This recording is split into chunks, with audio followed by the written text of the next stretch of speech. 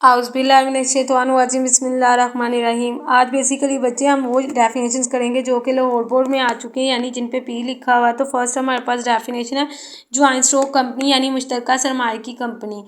असल में ये एक ऐसी शराकत है जिसमें बहुत से अफराद नफ़ा कमाने की गर्ज से इकट्ठे होते हैं, अपने हिस्से की जो रकम है वो कारोबार में लगाते हैं और ये हसीस जो हैं ये हिस्से खरीदो फरोख्त भी इनकी की जा सकती है और इनको मुंतकिल भी किया जा सकता है स्टॉक एक्सचेंज के ज़रिए से। तो यहाँ पर भी बेसिकली यही डेफिनेशन लिखी हुई है। जॉइंट स्टॉक कंपनी में be defined as an artificial person. ये एक मसनूई शख्स होता है रिकॉग्नाइज्ड बाय लॉ, जिसको कानून के तहत शुरू किया जाता है। जैसे हमारे पास जो जॉइंट स्टॉक कंपनी है उसका एक्ट जो चल रहा है वो 2017 है।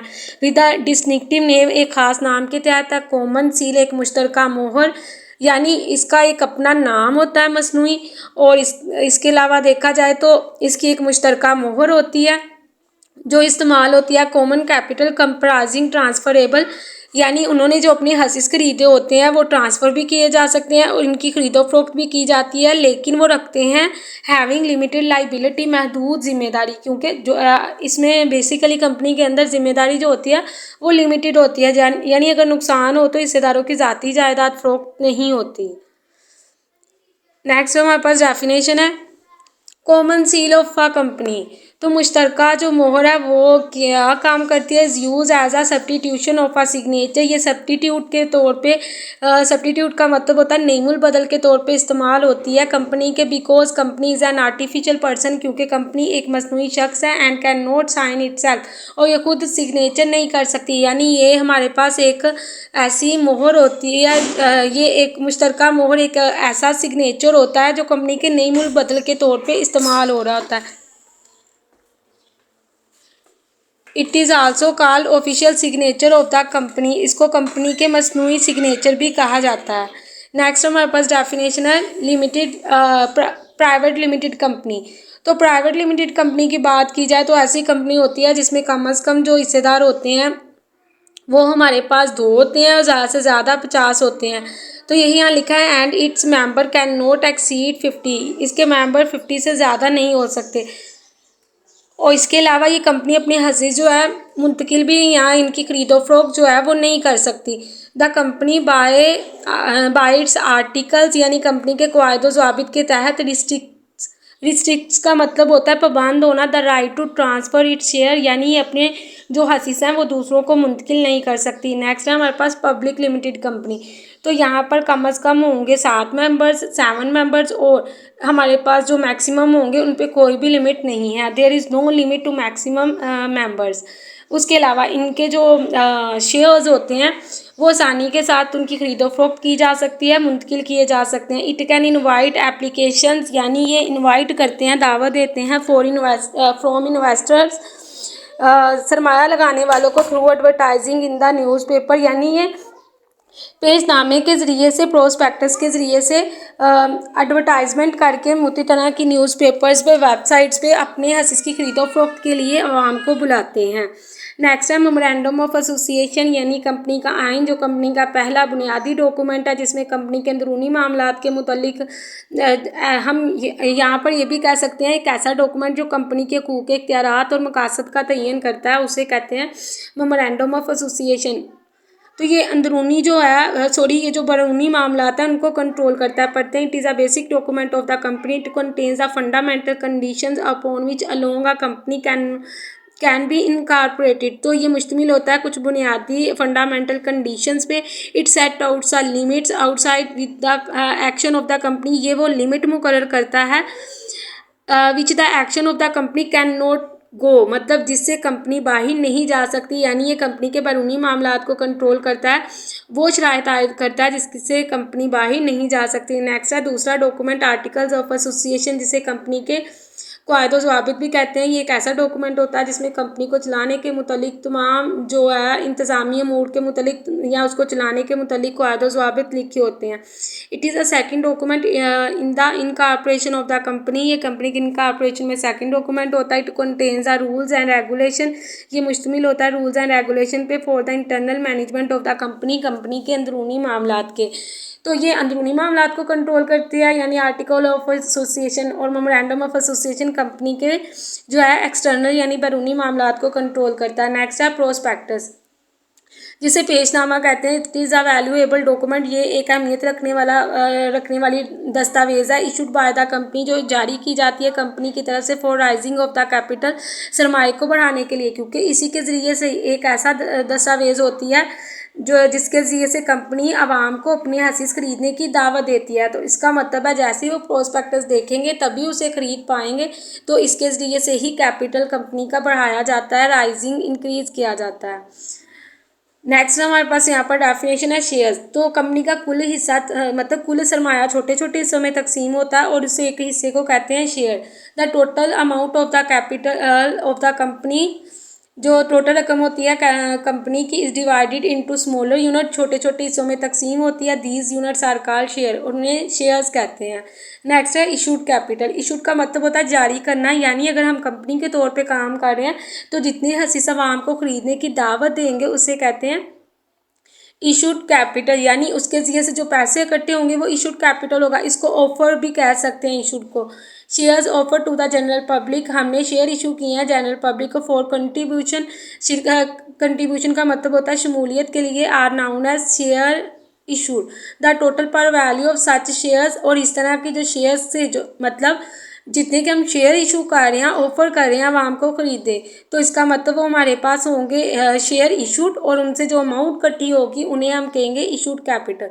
The value of such share is called issued capital. Next है रिजर्व कैपिटल। रिजर्व का मतलब होता है महफूज ज़र। तो बेसिकली ये प्रॉफिट का वो हिस्सा होता है जो रखा होता है किसी भी काम के लिए, किसी मकसद के लिए। किसी नागहानी ज़रूरत को पूरा करने के लिए कंपनी जो है खसूसी करारदाद के ज़रिए से जो रकम महफूज कर लेती है उसे कहते हैं reserve capital. It is a portion of the subscribe capital which the company, ये वो सब्सक्राइब कैपिटल का हिस्सा होता है through which a special resolution, खसूसी करारदाद के ज़रिए से reserve to call in the event of the winding up. यानी यहाँ पर क्या किया जाता है, कंपनी के खात्मे के वक्त खसूसी करारदाद के ज़रिए से जो रकम महफूज की जाती है उसे कहते हैं महफूज सरमाया, यानी रिजर्व कैपिटल। नेक्स्ट हमारे पास डेफिनेशन है प्राइमरी एक्सपेंसेस, जिसको प्रीलिमिनरी एक्सपेंसेस भी कहते हैं। ये वो एक्सपेंसेस होते हैं these are the expenses which are incurred, जो वाक़ होते हैं in the initial stage of the incorporation, incorporation के शुरू में ही। इनिशियल का मतलब होता है इब्तदाई स्टेज में। फॉर एग्जांपल लीगल फीसिस, मतलब कानूनी जितनी भी फीसेस अदा की जाती हैं, यानी कह सकते हैं कंपनी को शुरू करते वक्त इब्तदाई तौर पर इनकॉर्पोरेशन के दौरान जितने भी खर्चे आते हैं वो सारे के सारे प्राइमरी यानी प्रीलिमिनरी एक्सपेंसेस होते हैं। नेक्स्ट है promoters, persons who do necessary work for the incorporation of the company. Incorporation basically एक ऐसी मरहला होता है जिसमें किसी भी कंपनी को रजिस्ट्रार के पास रजिस्टर करवाया जाता है, डॉक्यूमेंट्स वगैरह रजिस्ट्रार को जमा करवाए जाते हैं। तो ये सारे का सारा काम जो शख्स कर रहा होता है who do necessary work for the incorporation of the company is called promoters. और यहाँ से एक डेफिनेशन भी आती है डेफर्ड शेयर्स की, और वो शेयर जो कि नहीं इशू किए जाते हैं उन्हें कहते हैं डेफर्ड शेयर्स, यानी those shares which are issue to promoters is called deferred shares. जो शेयर्स प्रमोटर्स को जारी किए जाते हैं उन्हें कहते हैं डेफर्ड शेयर्स। नेक्स्ट हमारे पास डेफिनेशन है डायरेक्टर्स की। तो डायरेक्टर्स जो कंपनी की मैनेजमेंट संभालते हैं, ये वो शेयर होल्डर होते हैं, दूसरे share holder who control the management of the company, जो कंपनी का इंतज़ाम संभालते हैं उन्हें कहते हैं डायरेक्टर्स। अंडरराइटर, अंडरराइटर वो शख्स या अदारा होता है जो किसी कंपनी के हसीस अवाम को फ़रोख्त करने की जिम्मेदारी लेता है और इस बात की जिम्मेदारी लेता है अगर अवाम नहीं खरीदेगी तो मैं उसे ख़रीद लूँगा, उसे कहते हैं underwriter. A person who takes a risk, वो बंदा जो कि इस बात का ख़तरा मोल लेता है। Of shares offer to the public, के वो शेयर ऑफर करेगा पब्लिक को इस मकसद के लिए to earn underwriting commission, और उस बुनियाद पर उसे अंडर राइटिंग कमीशन मिलेगी। नेक्स्ट डेफिनेशन है issued of shares at discount when a share of 10 rupees, मतलब अगर शेयर 10 रुपये का इज ऑफर्ड, इसे जारी किया गया लेस देन कम पे, 10 से कम पे जारी किया जाए, it is said to have been issued, इसे कहेंगे हमने इशू किया है डिस्काउंट पे। आप बच्चे हम इसी डेफिनेशन को प्रीमियम की सूरत में भी कर सकते हैं। अगर हम कहें कि किसी शेयर की वैल्यू 10 है लेकिन हम यहाँ पे लेस की जगह लिख दें मोर देन 10, तो उसे कहेंगे प्रीमियम। यहाँ ये चीज़ लिखिए, मोर देन 10 पे अगर जारी करें उसे कहेंगे प्रीमियम यानी प्रॉफिट, डिस्काउंट यानी लॉस। नेक्स्ट है डिबेंचर्स यानी तमस्कात। A debenture is a document, ये एक दस्तावेज होती है एविडेंसिंग इंडेप्टनेस। इंडेप्टनेस का मतलब होता है कर्ज का, एविडेंस का मतलब होता है सबूत ऑफ द कंपनी, कंपनी के। इट इज इशूड, ये जारी किया जाता है फॉर लॉन्ग टर्म बोर्डिंग, लंबे अरसे के उधार के लिए। एक ऐसी दस्तावेज जो कि कंपनी के कर्ज ख्वाहों को जमानत के तौर पे दी जाती है क्योंकि उन्होंने कंपनी को लंबे अरसे का कर्जा दिया होता है, उन्हें कहते हैं डिबेंचर्स। और जिनके पास ये डॉक्यूमेंट होता है उन्हें कहते हैं डिबेंचर होल्डर। नेक्स्ट हमारे पास डेफिनेशन है बैरर डिबेंचर की, यानी जिन पे पी लिखा वो लोग बोर्ड में आई हुई है। These are payable to bearer, ये इसके हामिल को ही इसकी रकम दे दी जाती है। दे आर निगोशिएबल इंस्ट्रूमेंट, ये तहवील पजीर अलाते तबार है, यानी इनकी वसूली के हकूक़ किसी दूसरे को मुंतकिल किए जा सकते हैं। And transfer and are transferred by marriage delivery, तो इसका मतलब है ये एक ऐसे डिबेंचर्स होते हैं जिनकी रकम उनके हामिल को ही दे दी जाती है, उन्हें कहते हैं बैरर डिबेंचर, यानी यहाँ पर उन्हें शनाख्त करवाने की ज़रूरत नहीं पड़ती। नेक्स्ट हमारे पास डेफिनेशन है depreciation. Gradually decrease in the value of an asset due to use in business, मतलब किसी एसेट की वैल्यू में ग्रेजुअली का मतलब होता है आहिस्ता आहिस्ता अगर कमी वाक़या हो उसे एसेट्स को इस्तेमाल करने की वजह से, उसे कहते हैं डेप्रिसिएशन। यहाँ भी पढ़ते हैं क्या लिखा, depreciation is the gradual decrease in the efficiency of an assets, किसी भी एसेट्स की सलाहियत में कमी होना, एक्सप्रेस इन मोनिटरी टर्म्स, जिसे पैसों की सूरत में बयान किया जा सके, बिकॉज ऑफ इट्स यूज़, इसे इस्तेमाल करने की वजह से, एंड वियर एंड टीयर। तो इसको हम डेफिनेशन को ऐसे भी लिख सकते हैं, gradually decrease in the value of an asset due to use in business is called depreciation. Next हमारे पास यहाँ से क्वेश्चन आ चुका है, कॉजेज ऑफ डेप्रिसिएशन। डेप्रिसिएशन की दो ही कॉजेज हैं, इंटरनल और एक्सटर्नल, हमने जस्ट यहाँ पर नाम याद करने हैं। नेक्स्ट हमारे पास डेफिनेशन है डिप्लेशन। तो decrease in the value of wasting assets, अगर वेस्टिंग एसेट्स की वैल्यू में कमी हो उसे कहते हैं डिप्लेशन। अब वेस्टिंग एसेट वो एसेट होते हैं जिनको इस्तेमाल करने की वजह से उनकी वैल्यू ना सिर्फ कम होती है बल्कि आखिरकार वो एग्जॉस्ट हो जाते हैं यानी ख़त्म हो जाते हैं, उन्हें कहते हैं वेस्टिंग एसेट्स। तो अगर हम जैसे हम कह सकते हैं माइन यानी कानकुनी के दौरान जो है हमारे पास जो भी चीज़ें हैं वो आखिरकार ख़त्म हो जाएंगी। फॉरेस्ट यानी जंगलात, अगर हम लकड़ी काट रहे हैं तो इसका मतलब ये ना सिर्फ इनकी एसेट कम हो रही है बल्कि फाइनली वो एग्जॉस्ट हो जाएंगे, ख़त्म हो जाएंगे। तो अगर वेस्टिंग एसेट्स के वैल्यू में कमी आए, decrease in the value of wasting asset is called depletion. Next है ऑब्सोलिसेंस। ऑब्सोलिसेंस का मतलब होता है the decrease in the value of an asset due to new invention, नई ईजाद की वजह से किसी एसेट की वैल्यू में कमी आ रही है। चेंज इन हैबिट, लोगों की आदत बदल गई है। टेस्ट ऑफ पीपल, जायका चेंज हो गया। Improvement is known as obsolescence, यानी यहाँ पर उसको इस्तेमाल नहीं किया गया बल्कि कुछ जो है हमारे पास ऐसे फैक्टर्स हैं एक्सटर्नल बैरूनी ऐसे फैक्टर्स हैं जिनकी वजह से एसेट की वैल्यू कम हुई है, तो उसे कहेंगे ऑब्सोलिसेंस। नेक्स्ट है फ्लक्चुएशन। फ्लक्चुएशन का मतलब होता है लचकदारी, यानी किसी एसेट की वैल्यू में कमी होना या इजाफा होना, दोनों चीज़ें इसमें शामिल हैं। द डिक्रीज और increase in the market value of an assets, उसके एसेट्स की वैल्यू में कमी हो रही है या इजाफा हो या कमी हो। Not due to use in business, उसको इस्तेमाल नहीं किया लेकिन वैसे उसकी मार्केट वैल्यू जो है कम ज़्यादा हो रही है, तो इसका मतलब उसे कहेंगे फ्लक्चुएशन। तो फ्लक्चुएशन में ज़रूरी नहीं एसेट को इस्तेमाल करने से वैल्यू कम होगी बल्कि वैसे ही मार्केट वैल्यू किसी एसेट की यहाँ कम होती है या ज़्यादा होती है, उस कम ज़्यादा होने को कहते हैं फ्लक्चुएशन। नेक्स्ट है scrap value. The price at which an asset will be sold at the end of its working life, वो कीमत जिस पर किसी भी एसेट को बेच दिया जाता है at the end of its working life, इसकी वर्किंग लाइफ के बिल्कुल आखिर पर। यानी अगर हमने मशीनरी इस्तेमाल की 10 साल 50,000 की खरीदी थी, एंड पे 5,000 की फ़रोख्त कर दी, तो इसका मतलब है जो 5,000 की एंड पे फ़रोख्त की उसे कहेंगे स्क्रैप वैल्यू, और 10 साल जो इस्तेमाल की उसे कहते हैं वर्किंग लाइफ। तो हम जिस प्राइस पे किसी एसेट को सेल कर देते हैं उसकी वर्किंग लाइफ के बाद उसे कहते हैं स्क्रैप वैल्यू। उसके अलावा इसे रेजिडल वैल्यू भी कहते हैं, ब्रेक का वैल्यू भी कहते हैं। तो ये नेम अमूमन पेपर में चेंज होते हैं। नेक्स्ट है fix installment method of depreciation. ये वो मेथड होता है जिसके अंदर किसी भी एसेट की जो डेप्रिसिएशन की वैल्यू होती है वो चेंज नहीं होती। Under this method depreciation of an asset will be equal, same रहती है इन ईच अकाउंटिंग ईयर, हर साल के दौरान, उसे कहते हैं फिक्स इंस्टॉलमेंट मेथड। लेकिन रिड्यूसिंग बैलेंस मेथड में चेंज होती है। Under this method depreciation is calculated, इस मेथड में डेप्रिसिएशन कैलकुलेट की जाती है on book value of an asset, यानी जो साल चल रहा है करंट ईयर में उस पर कैलकुलेट की जाती है और हर साल चेंज होती है। बेसिकली रिड्यूसिंग में चेंज होती है और फिक्स में सेम रहती है। नेक्स्ट है अमोर्टाइजेशन। अमोर्टाइजेशन का मतलब होता है the decrease in the value of intangible asset. Intangible मतलब जो फिजिकल वैल्यू नहीं रखते, फिजिकल एग्जिस्टेंस नहीं रखते या फिर उसे छू नहीं सकते, टच नहीं कर सकते, उसे कहते हैं अमोर्टाइजेशन। सच एज हमारे पास लिखा हुआ है पेटेंट राइट, उसके अलावा गुडविल है, ट्रेडमार्क है। तो अगर इनके एसेट्स की वैल्यू में, ऐसे एसेट्स की वैल्यू में कमी हो रही हो तो उसे हम लोग कहते हैं अमोर्टाइजेशन। नेक्स्ट हमारे पास डेफिनेशन है टेंजिबल एसेट। टेंजिबल एसेट वो एसेट होते हैं जो फिजिकल एग्जिस्टेंस रखते हैं। Asset which are physical existence, वो एसेट जो कि फिजिकली वजूद रखते हैं, विच कैन बी सीन, जिन्हें हम देख सकते हैं, टच कर सकते हैं, एंड फेल्ट महसूस कर सकते हैं, are called tangible asset. Such as हमारे पास बिल्डिंग, मशीनरी, फर्नीचर। लेकिन इनटेंजिबल बेसिकली इनको कमाने में तो बहुत साल लगता है। मतलब अगर किसी भी जो है कंपनी का अच्छा नेम है, गुडविल अच्छी है, तो देखा जाए तो ये एसेट्स तो है लेकिन ये इनटेंजिबल है क्योंकि हम इसे छू नहीं सकते।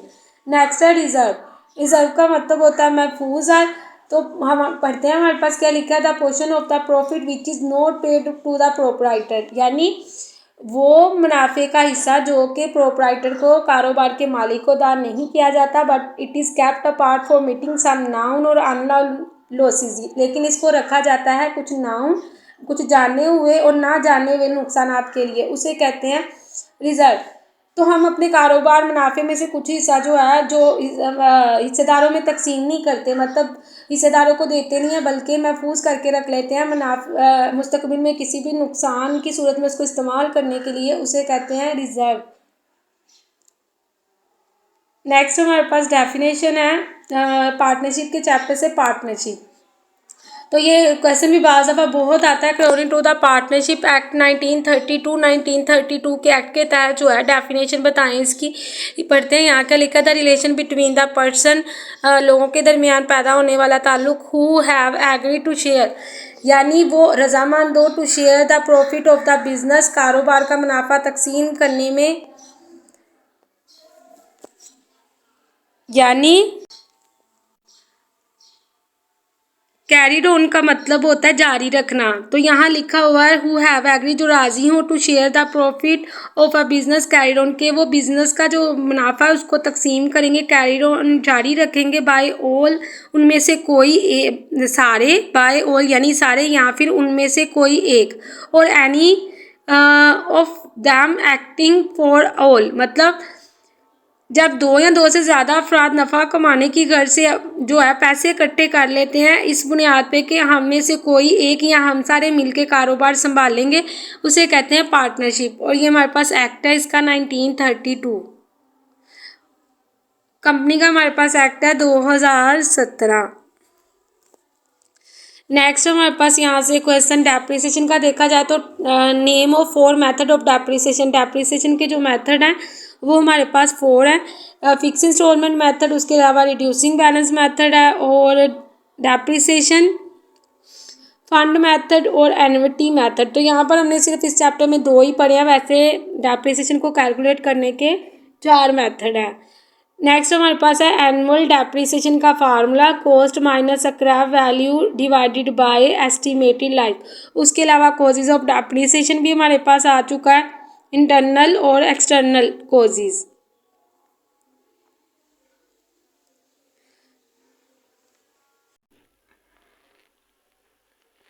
नेक्स्ट हमारे पास यहाँ से पार्टनरशिप की एग्रीमेंट की डेफिनेशन है जिसे पार्टनरशिप डीड भी कहते हैं। तो यहाँ पर पढ़ते हैं हमारे पास डेफिनेशन क्या है। ये एक ऐसी दस्तावेज होती है जिसमें शराकती कारोबार को चलाने के मुतालिक तमाम क़वायदे ज़वाबित लिखे होते हैं, उसे कहते हैं पार्टनरशिप एग्रीमेंट यानी partnership deed. The agreement among the partners which set out the terms वो एग्रीमेंट जो कि पार्टनर्स के दरमियान होता है, which set out the terms, जो कि शराइत को आयद करता है, on which they have agree to form a partnership, जिसके तहत शरारती कारोबार सरंजाम दिया जा सकता है, इस कॉल्ड पार्टनरशिप एग्रीमेंट, उसे कहते हैं पार्टनरशिप एग्रीमेंट। नेक्स्ट हमारे पास क्वेश्चन है, rules applicable in the absence of an agreement, यानी अगर शरारती कारोबार में करने के लिए शरारती मुआहदा नहीं हुआ तो फिर कौन कौन से रूल्स अप्लाई होंगे। तो अगर हमने तहरीरी मुआहदा नहीं लिखा शरारती कारोबार में, फिर हमें क्या क्या रूल्स फॉलो करने पड़ेंगे। तो इस सूरत हाल में प्रॉफिट एंड लॉस जो होगा वो इक्वली डिस्ट्रीब्यूट होगा। उसके अलावा अगर कोई शख्स अजाफी पैसे कारोबार में लगाएगा तो उसे 6% सालाना जो है इंटरेस्ट यानी सूद पे किया जाएगा, और किसी भी शख्स को अजाफी काम करने के बदले में कारोबार से कोई भी सैलरी नहीं मिलेगी। उसके अलावा किसी शख्स को सरमाए पर सूद नहीं मिलेगा। और हमारे पास लास्ट है, अगर कोई ज़ाती इस्तेमाल के लिए कारोबार से कोई चीज़ निकालेगा यानी ड्राइंग्स के तौर पे कोई चीज़ इस्तेमाल करेगा तो वो उस पर सूद फर्म को अदा नहीं करेगा। वैसे कोशिश करें इस तरह का क्वेश्चन आप नहीं करेंगे, थोड़ा लेंथी होता है, लेकिन अगर बाय चांस हमें ज़रूरत पड़े हमारे क्वेश्चन जो है कंप्लीट ना हो तो फिर हम इस तरह का क्वेश्चन लिख सकते हैं, और उर्दू में भी लिखा जा सकता है। क्योंकि इस सिचुएशन में देखा जाए तो ये क्वेश्चन में अगर बात की जाए हमने मुआहदा नहीं किया तो इसका मतलब है फिर हमें इस तरीकाकार से काम करना पड़ेगा। नेक्स्ट है गुडविल। गुडविल देखा जाए ये एक नाम होता है, किसी भी रेपुटेशन होती है किसी भी बिजनेस की जो कि कस्टमर को अट्रैक्ट करती है। The benefits and advantage of the good name और रेपुटेशन ऑफ द बिजनेस, वो फ़ायदा जो कि किसी भी बिजनेस का अच्छे नेम की वजह से हो। इट इज़ अट्रैक्टिव फोर्स, ये अट्रैक्टिव फोर्स होती है विच ब्रिंग्स इन कस्टमर्स, जो कि कस्टमर्स को लेकर आती है, उसे कहते हैं गुडविल। नेक्स्ट हमारे पास यहाँ से क्वेश्चन आ चुका है, capitalise method for valuation of goodwill. उसके अलावा हमारे पास यहाँ से क्वेश्चन आ चुका है सैक्रिफाइसिंग रेशियो। सैक्रिफाइसिंग रेशियो में देखा जाए तो हमारे पास ओल्ड शेयर पहले है, ओल्ड शेयर में से माइनस करेंगे न्यू शेयर। नेक्स्ट है फर्म। फर्म असल में कलेक्टिवली पार्टनर्स को कहते हैं फर्म, और इंडिविजुअल किसी भी पर्सन को जो कारोबार के अंदर आता है उसको कहते हैं पार्टनर। तो पढ़ते हैं the partners in partnership collectively known as firm, यानी पार्टनर्स को शरारती कारोबार में पार्टनरशिप में मजमूई तौर पर फर्म कहते हैं। And the name under which they carry on the business, और वो नेम जिसके तहत वो कारोबार को जारी रखते हैं उसे कहते हैं फर्म नेम।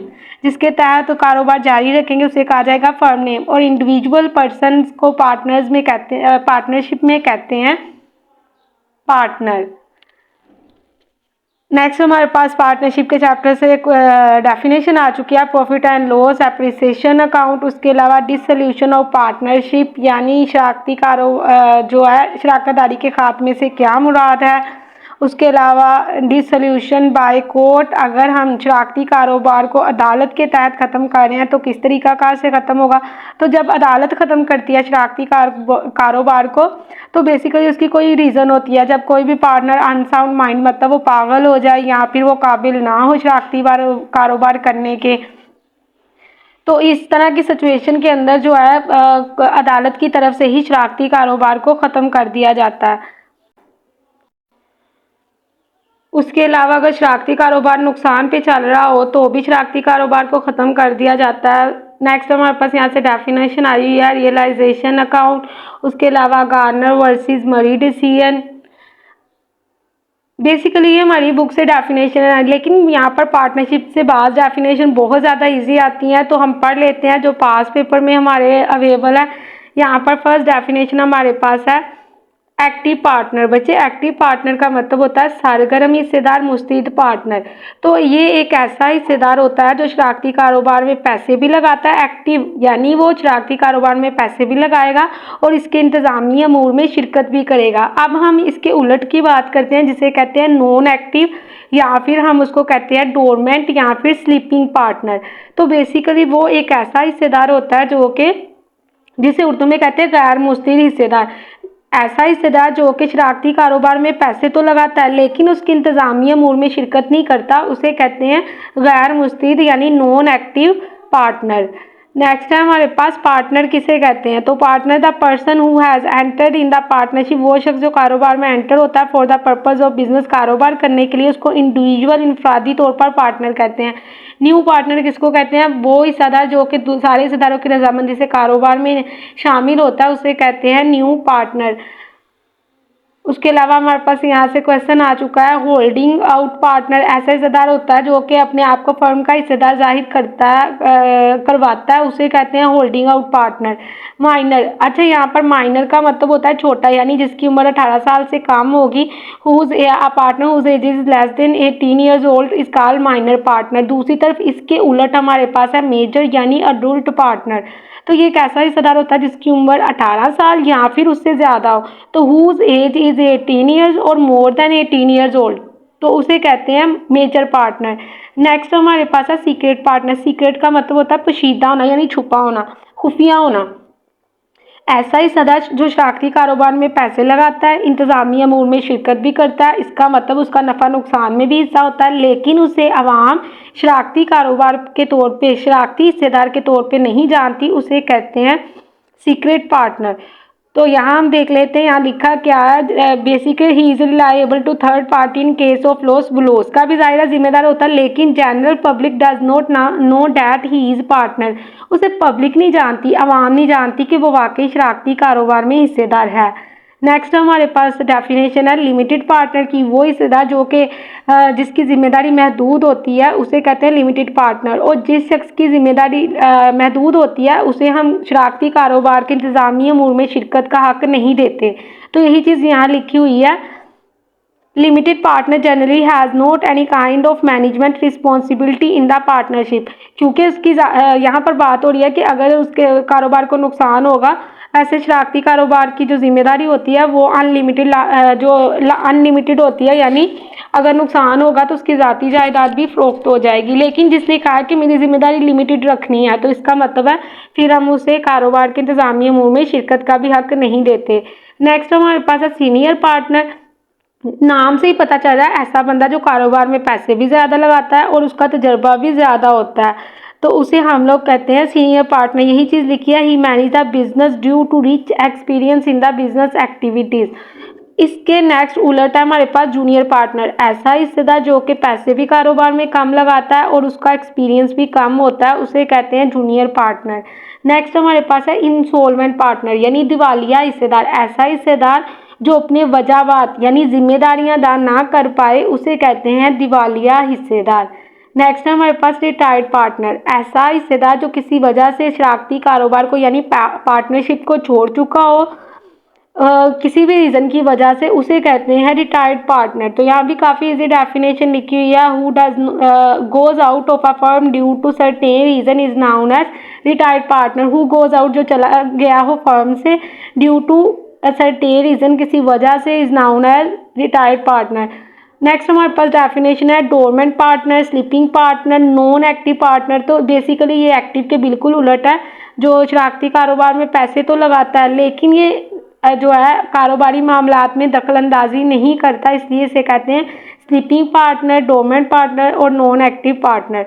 नेक्स्ट हमारे पास है नॉमिनल पार्टनर। इसे कैसी पार्टनर भी कहते हैं। नॉमिनल का मतलब होता है जस्ट नाम का हिस्सेदार। ऐसा शख्स जो शरारती कारोबार में ना ही पैसे लगाता है, ना ही मतलब सरमाया लगाता है, ना ही इंतजामी अमूर में शिरकत करता है, लेकिन वो अपने हिस्सेदारों को या दोस्तों को फ़ायदा पहुंचाने के लिए हिस्सेदार बना होता है। तो इसका मतलब है उसका सोसाइटी में अच्छा नेम होता है, सिर्फ इसी वजह से वो हिस्सेदार बन जाता है, दिखावे का हिस्सेदार जिसे कहते हैं, उसे कहते हैं नुमाइशी हिस्सेदार। तो यहाँ पढ़ते हैं डेफिनेशन क्या, a person who neither contribute in capital, जो ना ही कारोबार में पैसे लगाता, nor take parts in the management, ना ही कारोबार के इंतजामी हिस्सा लेता है, but merely lends his name to the firm is car, लेकिन इसके अच्छे नाम की वजह से लोग इसे अपने अच्छे नाम के बारे में लोगों को बताता है, तो उसे इस कार उसे कहते हैं नॉमिनल पार्टनर।